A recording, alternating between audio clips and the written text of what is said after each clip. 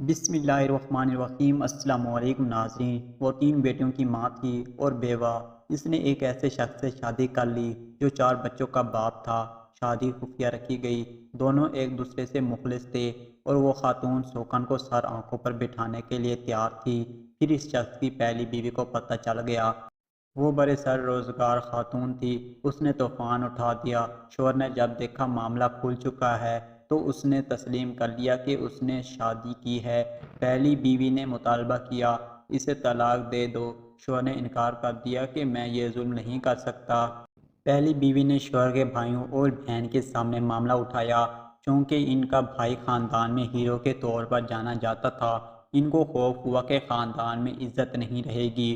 وہ بھی اسے مجبور کرنے لگے کہ بات خاندان میں پھیلنے سے پہلے طلاق دو، مگر مرد ڈٹا رہا۔ بالآخر اس شخص کا بہنوئی جو وکالت پڑھ چکا تھا میدان میں آیا۔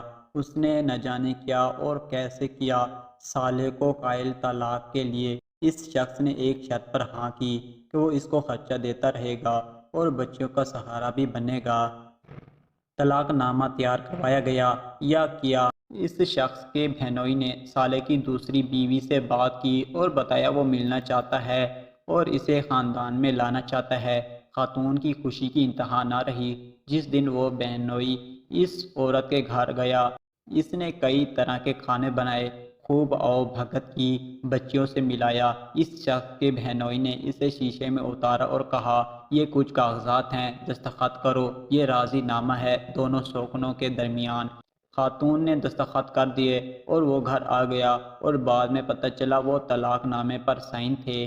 خاتون نے روتے ہوئے اس شخص کے بہنوئی سے کال پر بات کی اور کہا، تم نے میری بچیوں سے سہارا چھینا ہے، خدا تمہیں تمہاری بیٹیوں کی صورت اس تکلیف سے دوچار کرے جس سے تم نے مجھے کیا۔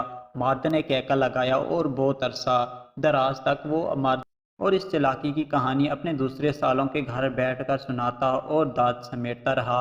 اس کی بیٹی کی تعلیم مکمل ہوئی، اچھے خاصے پڑھے لکھے شخص سے شادی ہوئی، سب کچھ کامل اکمل ہی نہیں قابل رشک تھا۔